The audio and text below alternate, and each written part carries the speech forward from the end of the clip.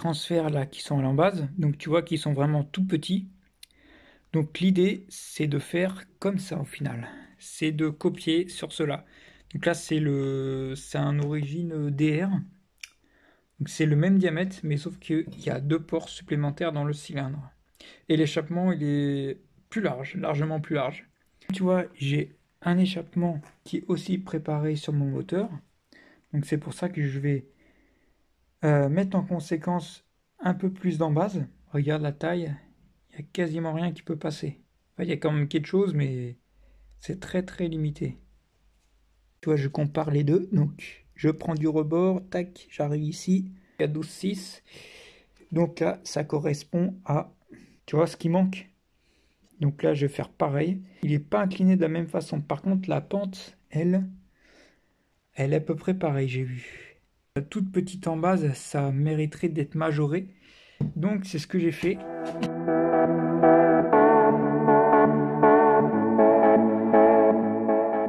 Je me suis entraîné sur cet ancien cylindre parce que je veux voir si je gratte par exemple un peu trop, si ça débouche pas, tu vois, en dehors du cylindre. Donc ça c'est très important ça.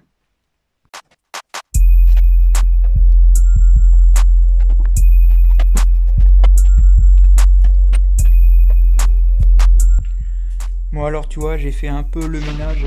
Tu vois j'ai acheté une boîte à outils. Donc toute simple. Hein. Donc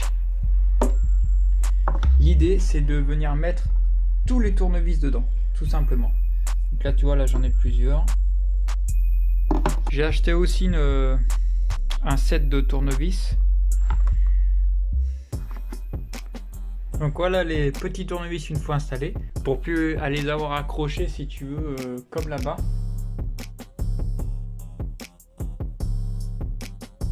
Donc là tu vois, là j'ai fini ma boîte à tournevis, donc c'est n'importe quel tournevis, hein, cruciforme ou plat.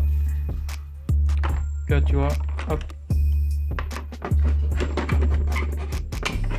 Voilà, et au moins j'ai une boîte qui ferme. Maintenant.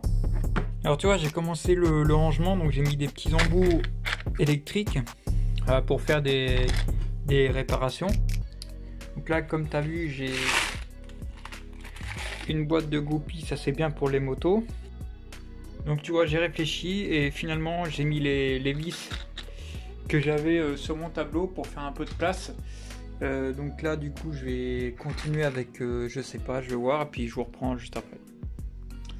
Alors finalement tu vois j'ai mis là, comme ça il dérange pas le haut, sur le haut là.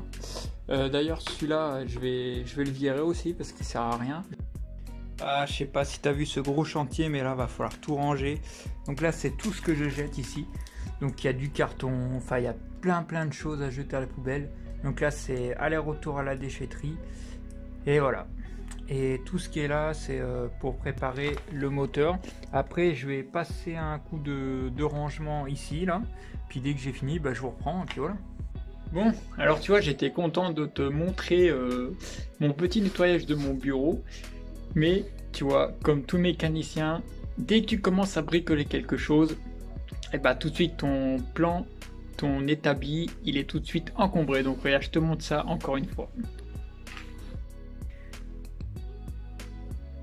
Alors tu vois, regarde là, je suis en train de refaire un filetage.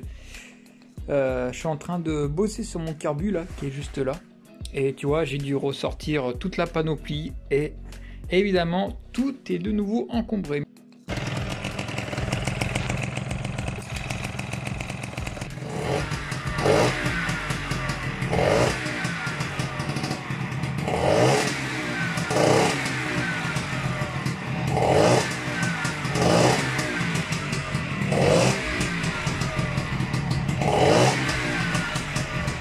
Bon, alors, qu'est-ce que ça donne ce 15 mm contre ce 17 PHBG?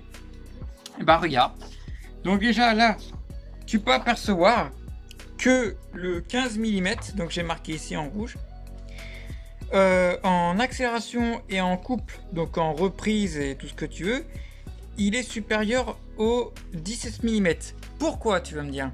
Vu que le conduit est rétréci, l'aspiration qui se fait au niveau de l'admission, elle est plus importante. Donc résultat, on a un couple plus élevé et une fluidité au niveau de l'accélération qui est vraiment pas mal. J'ai fait quelques réglages et bizarrement, là où sur les gros carbus je me situais sur un gicleur de ralenti, admettons entre 35 et 42 maximum, et ben là, bizarrement, je me situe sur un gicleur de 52 mm. Donc c'est-à-dire que vu que l'aspiration est plus forte, ça nécessite un gicleur plus gros. J'espère que ce petit comparatif vous aura plu. Alors je sais, c'est pas grand chose, mais je n'ai pas pu filmer.